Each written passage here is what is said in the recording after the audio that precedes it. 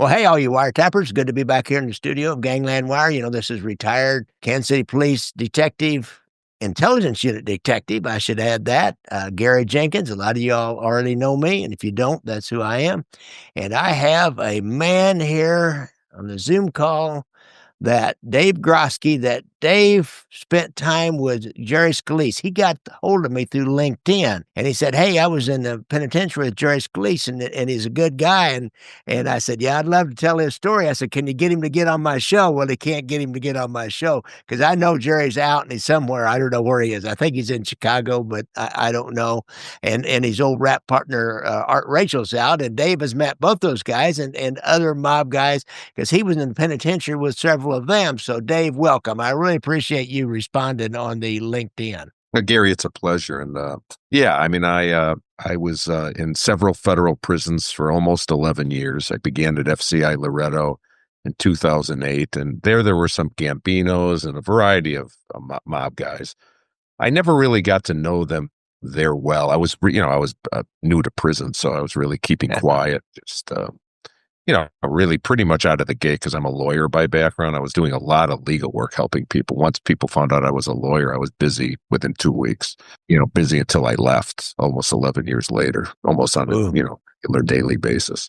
How long did you spend? How long were you? Almost 11 years. It was a 14 years. Wow. I did have RDAP with the RDAP program, so 1 year came off, but almost 11 years. Wow. And that was for like a white collar crime. It was a white collar crime. A lot of people don't realize, by the way, on these white collar crimes, because I was in 3 different federal prisons: FCI Loretto, Morgantown, and Milan in Michigan. Each of those prisons had about a 1,500 man population. I would say 15 or 20 white collar people in each of those prisons. I mean, I would have friends visit me and they'd say, "Wait a minute, I thought this is a white collar prison." And I'd say, "No, there's no such thing as a white collar." But anyway, people, the misconceptions of prison abound, but yeah. No, I met some, I was mentioning to you before we started, what kind of the funny thing, when you watch Goodfellas, of course, they're eating great Yeah. in prison. Well, guess what? Yeah. The best cooks were these guys, and I ate with them quite often, particularly. Yeah. But Jerry, they really have a connection to the commissary, so they could have a guy that like Ray Liotta did, Henry Hill character, run and go get stuff out. Well, that does actually exist at Otisville in New York. That's a true story about that. I mean, they're able to, and they bring food in. Not so much in my experience, but they just know how to work. They just know how to prepare the food better, and of course, they've got runners who are they're bringing the right foods out from what the warden and the staff is eating. They're getting better quality. So, no, I ate pretty well with these guys. And, I did a lot of legal work. One of the guys in particular would call me his consigliere. I got a kick out of it. In particular, though, I became very friendly with Jerry Scalise at FCI Milan my last 6 years in federal prison. And he's a very interesting guy and a very, very good guy and a very good guy, really good person. And I can tell you, he was very helpful to me, but he was and it continues to be very helpful to a number of people when they come out. Mm. And he's in his 80s now, but he's in unbelievable shape, physical, shape and health. And I talk to him all the time. Yeah, and we just have great talks about the prison system and everything, really. I mean, I just but you would never know of his background and the things he might have been involved with, from my discussions with him. Yeah, so he's a private guy too, and I don't know that. And I brought up the idea of him doing podcasts, and he could do a lot of them. I mean, Michael Mann, Los Angeles, a director, a very famous movie director, is a close friend of his, and they've worked on movies and films and different things together. Now he taught a very interesting course at Milan, by the way, on how to write a screenplay. He was very skilled. Guys got a lot out of that course, and he enjoyed it very much. But go ahead. Let me fill in here exactly for people who don't know who Jerry Scalise is. Jerry Scalise was from Chicago. He was a Chicago outfit. I think he was part of the Wild Bunch at one time, which was a bunch of killers running around doing some hits with Harry Aileman and different people like that. Sal Basal, and I can't remember all their names, but he was a career criminal with the Chicago outfit, well-trusted guy, helped with some murders. There's no doubt about that. But he was also a very good professional criminal and a thief. and he worked with a guy named Art Rachel and they called him the Brain. They called him the Monk and the Brain. Now, Jerry was the monk because supposedly when he was young, his family wanted him to go be a priest or something. I don't know if that's the real story. Maybe Dave could tell us, but they worked together, and their most famous crime, most well-known crime, maybe in Chicago almost, didn't happen in Chicago. These two guys flew to London and went to a really high-end jewelry store called Graff Jewelry Store and scooped up a bunch of diamonds. They like pretend like I think they had a hand grenade or that something looked like a hand grenade and a gun, and they scooped up a bunch of diamonds. And one of them was called the Marlboro diamond, which was I don't know 40 or 50 carat diamond, which also had some kind of a story. Would had been owned by Lady Churchill at one time, but was called the Marlboro diamond, and they escaped, but they had rented a car in their own name, and somebody was walking by as they walked out of the store and knew something was amiss, and he got the tag number off the rental car, and they traced it back to the airport and found the flight that they were on, and the FBI was waiting for them when they got back to Chicago, but the Marlboro diamond and the rest of the swag was not there. He stopped and mailed it somewhere, and it's never been found. So maybe Jerry knows where the Marlboro diamond is. Jerry, now that's Jerry Scalise. Now, Dave, can you tell us where the Marlboro diamond is? I wish I knew. I certainly can use it myself. No, I'm kidding. But those are questions. Of course, I never asked them. But Yeah. some of our most fascinating private conversations over the years, though, related to his time spent in prisons in England. Because a completely different world, where he told me that, he lived in what was really a renovated home with a beautiful kitchen, and Huh. the guards and the police would have, play cards and have dinner with them almost nightly. He and his guys, his group. Yeah. So, I mean, it's just a very different world than what it is here. And he would always draw those distinctions to me. But I always found it fascinating with him, and then some others, but mainly him. Someone who's done 30 to 40 years in prison in different stints, just their life experiences. I mean, it was almost like I was interviewing him when we would talk, but it was just fascinating. But he's such a good guy. And again, I want to emphasize a very bright guy, and could have done. And I remember one of the judges in one of his earlier federal cases said, and I'll never forget this. I read some of the sentencing transcripts, said, what a waste, which I don't believe. I don't looking at that. But what he really meant was, and I don't know that they say this too often, maybe with the mob guys, maybe they do, but this judge saw him as having so much potential to do so much. Yeah. And in terms of his capabilities, talents, and I just thought it was an interesting comment by the judge. Like his screenwriting course, that's interesting, because I know he got to know Michael Mann when they filmed the movie Thief, and was an advisor on that. I'm sure there was one other outfit guy, kind of a lower level, not quite so skilled guy who had an actual speaking part in it, went on to do Police Story out in Las Vegas with the former Chicago policeman Dennis Farina. Now, did he talk about those relationships? Did he continue? Not really. Not really. Mann? No. I have to tell you, he was very private in that sense. Very private. I mean, he talked about everything, but not those things. If that makes sense, yeah. Did he talk about maybe doing a screenplay about his life when he got out? 100%. 100% all the time. That there was a lot of interest in that. And I think he could, and it's interesting because once he released about the time I did, about 6 years ago now. Yeah.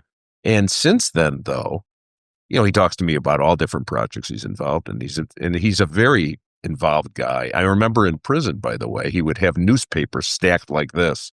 And he would always be writing different articles and editorials, and a very, very intellectually active and curious guy. And he's talked about that a lot, and yet I don't see it has happened yet. So I think he might have reservations about doing it, in some ways, but that's a guess, because maybe he doesn't want to be public with everything. I don't know. Maybe because he is a private person. I have great respect for that in him. So yeah, but he's just a great friend. He's a very good friend. He'll help you in any way he can. He's helped me in many different ways, and he just had great conversations with him on a regular basis, and we still talk all the time now. Now, were there other Chicago outfit guys in the same kinda general area where you guys were in prison There and worked were, together there and hung were. out in the yard I together? became friendly with Michael Spano, who I ended up taking over his job, his day job at the prison, at Milan. That was FCI Milan in Michigan. And then Vic Plessia, Plessy, I believe is how he pronounces it. Something like that.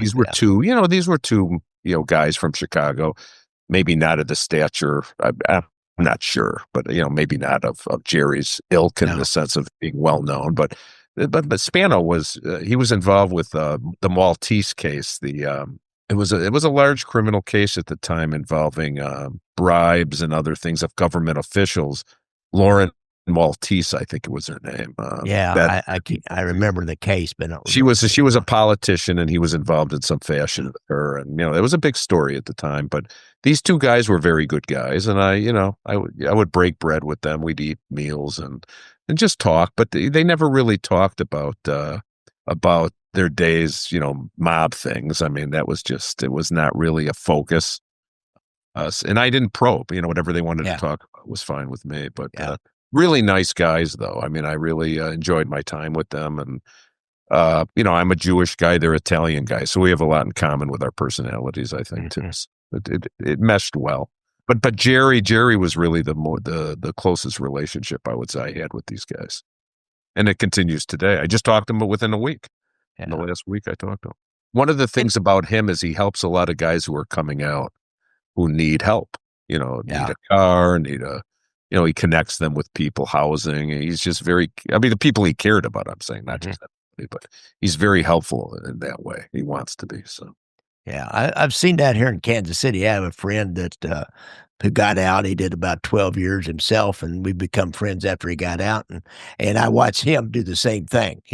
There's a guy got out after a 25-year bit, for murder here in the state system, but he was Italian. These are all Italian guys, and he was Italian. And when he got out, and he found 2 different jobs for him because the first job didn't work out, and got him lined up with a car, and he's always counseling about, now don't, he's really watching out because he sees him get involved with a guy that he shouldn't get involved with, and he'll go warn him off, say, stay away from that guy and stay over here. So that's interesting how these guys help each other out.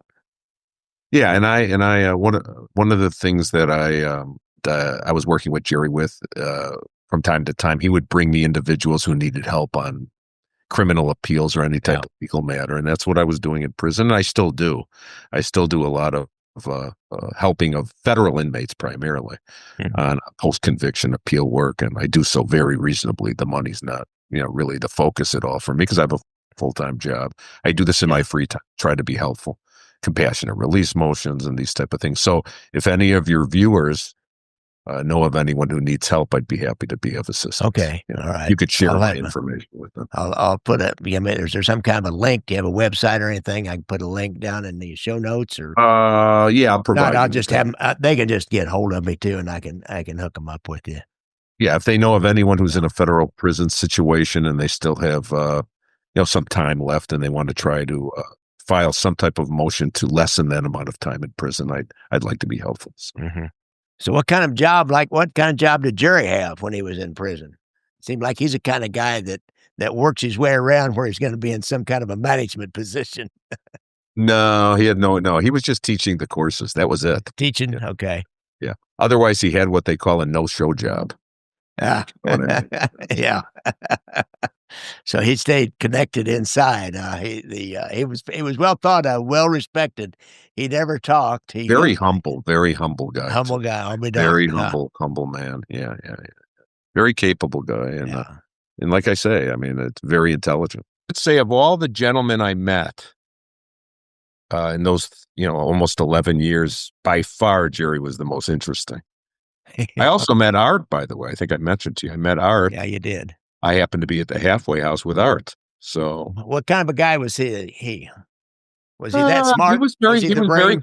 very quiet, actually. Yeah, Very quiet at that stage. I yeah, mean, he was probably 77, yeah. 70 at that point. Yeah. That I'm always curious, that last crime that he did, part of it was robbing the, armored car, but the other one that they caught him, set him up on, was he was gonna break in do a home invasion robbery, if you will, of Angelo La Pietra, one of his old boss's house, because he thought his widow would have a whole lot of jewels and stuff in somewhere hidden in the house. Now I tell you what, I've always tried to figure that one out. I think La Pietra must have stiffed him on something years before. I mean, that just You're thinking something must have happened. something had to happen. I don't know if any, I'm sure he didn't talk about that. He would never talk about that kind of business with you.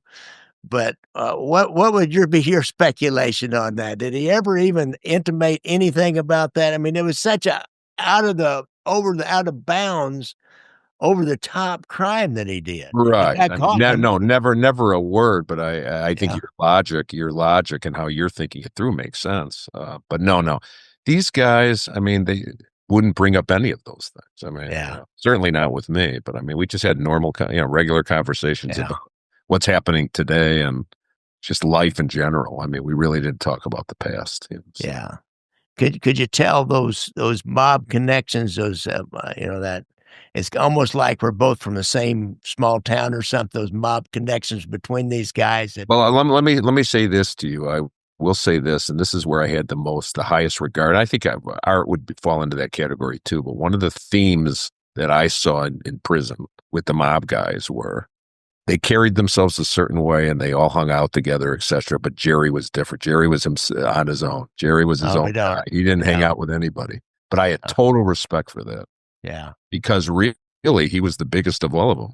These mob guys were very oftentimes narrow and minded, in my view, on who yeah, they would approve of who people talk to. yeah, Let me I say that. see, yeah, And Jerry's attitude was, I don't give a damn. I'll talk to uh-huh, who I want to talk to, and I don't care. And I just had a lot of respect for him, in yeah, that regard. He didn't play by the general prison rules or I got to do what these mob guys are telling me. I mean, yeah. he was his own man, and I had great respect for him in that regard. Guys from other families from New York, for example, Yeah, there were, did there they were, hang together in Chicago, hang and he was friend. And by the way, those guys, they all knew Jerry, yeah, and no, Jerry was very respectful still of them, but he didn't hang out with them really. uh-huh, He did have a lot of friends, but they were not those guys. So mhm. it was interesting. It was interesting. Yeah, it is. My friend was in, and he said the New York mob guys always acted like they were a little bit better than any of the other mob 100%. guys. That's absolutely true. They thought they were a different kind of mob guy. Yeah. Yeah, No, I think that's well said. Yeah. Because there was a whole group of Chicago guys and there were the New York guys, and the New York guys kind of frowned on the Chicago guys a little bit, thinking, "Oh, you're from a small town," type of thing. yeah.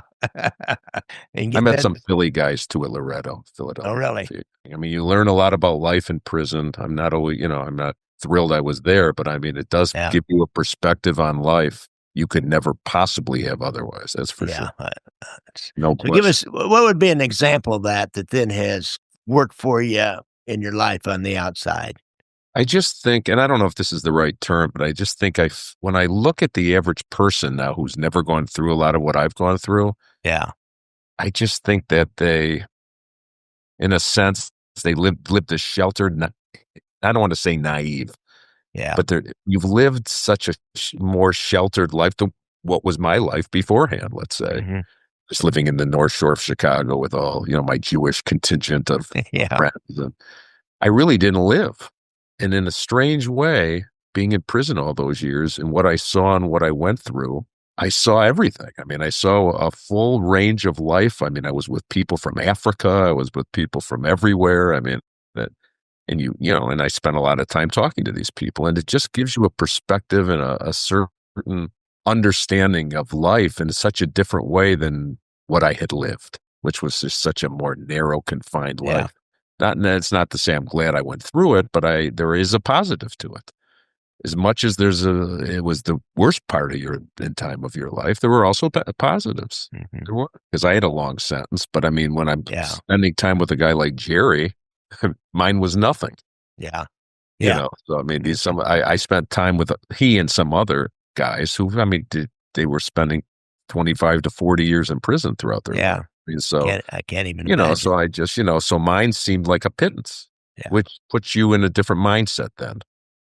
you know what, there's a common theme that you'll hear from guys who've done a lot of time, and it's that the most annoying thing is to listen to the guys who do a year or two and are complaining, how horrible they have, how Yeah, their life is over, and what are we supposed to think when we have decades, yeah. so.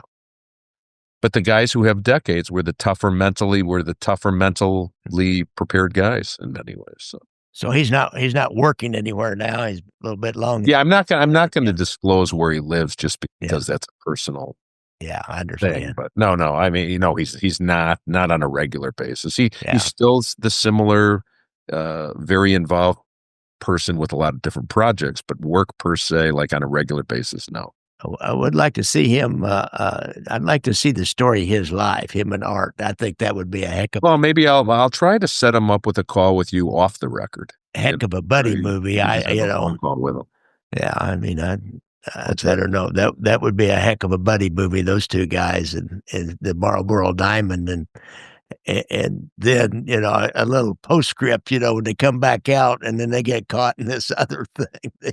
They called him I can't remember the headline. Is something about the senior citizens Yeah. gang or something like that.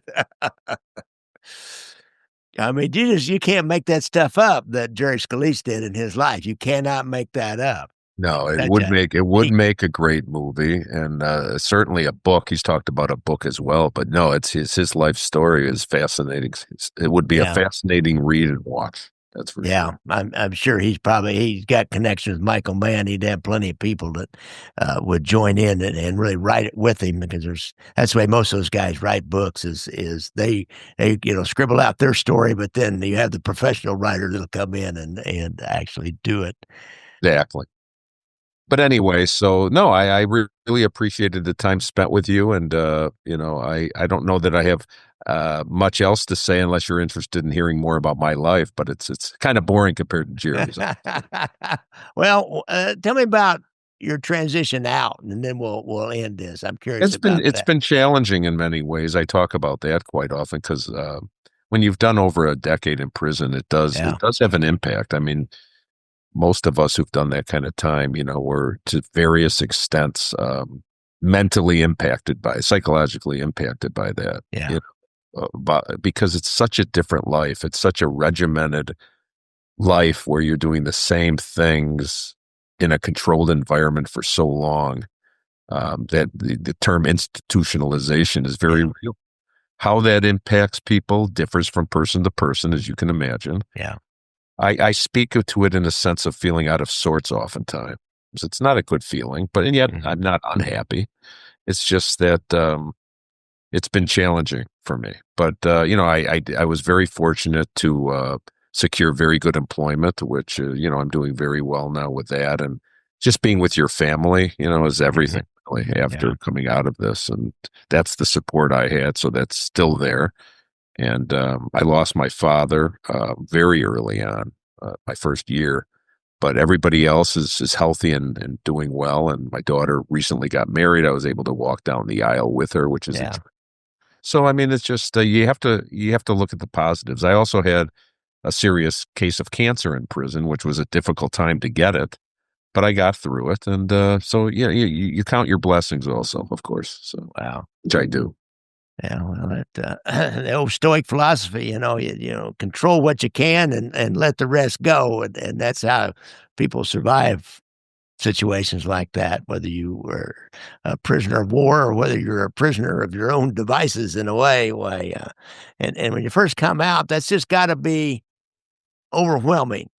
You've It been was. It gone really was. that It really. long, Yeah. and in that time, cell phones and computer, the world changed so much that how does one adapt to those Well, and changes? then when I came out, COVID just started too. So Oh, wow, yeah, I got out and was able to move into private housing in October, and 2 months later, COVID begins. So mm. then everybody's locked up, and Yeah, it's there you are a whole locked up other again.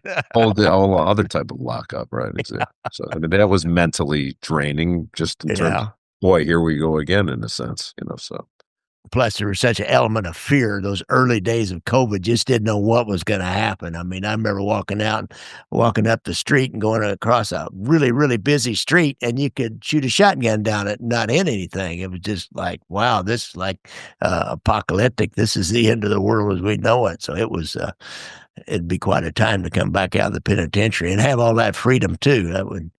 That freedom just got to be overwhelming. Cars and getting your driver's license again and doing all those little things. And as a federal system, they don't really do they have much to help a prisoner reintegrate? Almost nothing. I'm actually teaching courses now with the Hinda Institute here in Chicago, Uh-huh. that are on many tablets going into the prisons on how to best prepare for reintegration and Yeah. release. And no, they do nothing. I mean, as a practical matter, virtually zero. I mean, but even the more troubling thing is the psychology departments at these prisons are Mhm. Yeah. non-existent, basically. They're not helping people with real issues. I mean, so that, the chance of reoffending is still great with many of these individuals. So it's a terrible cycle. It just is. And a lot of it is now resource driven. Now with the Trump administration, they're losing people every day now, Yeah. staff. Yeah. So it's even getting, because like I say, I do a lot of legal work for these inmates. They're telling me they're locked down on weekends generally as a rule now. When I say lockdown, essentially equivalent to being in the shoe all weekend. So I mean, Yeah. it's just not good. It's not good, period. But it's particularly bad of late. With a lot of what's happening with even more severe lack of funding being Yeah. provided to the prisons. Now you don't even have a director of the Federal Bureau of Prisons in place. I think there is an interim now, but recently there was no one. So yeah, it's very difficult. So then whenever you get there to a new prison, you have this whole pecking order and this whole adjustment and figuring out what your place is and who you can trust and not trust. It's got to be Yeah, for me it was very easy in a sense because, was like it? I say, when they found out I was a lawyer, and of course I went ahead and did this.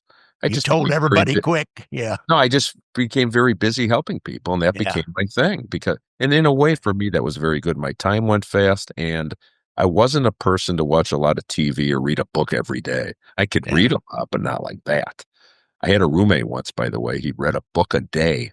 He sat in the room literally and read a 200-page book every day. Now, he was only in for a year or two, Yeah. but I mean, that's a lot of reading. I It couldn't do it. I couldn't do it. is. I mean, but No. anyways, but for me, it worked out. It worked out. It kept me, relatively intellectually fit and Yeah. stimulated and, keeping up with the law. And, I was busy.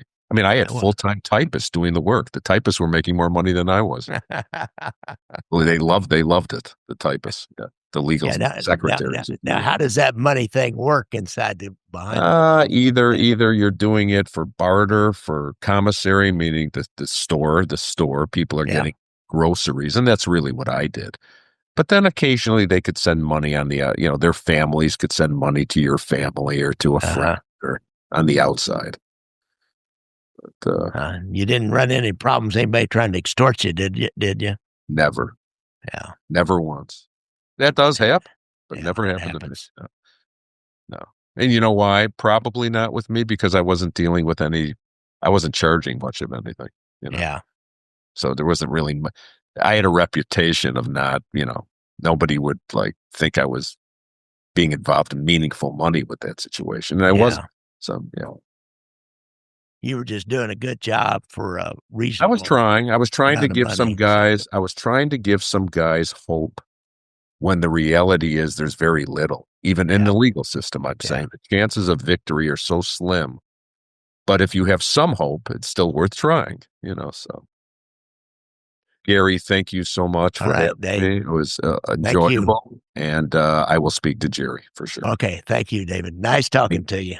You have a great day. Thank you. Okay, alright.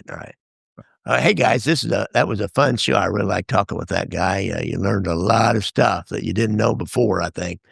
Uh, don't forget, I like to ride motorcycles, so when you're out on the streets there in your big F-150, watch out for those little motorcycles when you're out. If you have a problem with PTSD and you've been in the service, be sure and go to the VA website They'll help with your drugs and alcohol problem if you got that problem or gambling.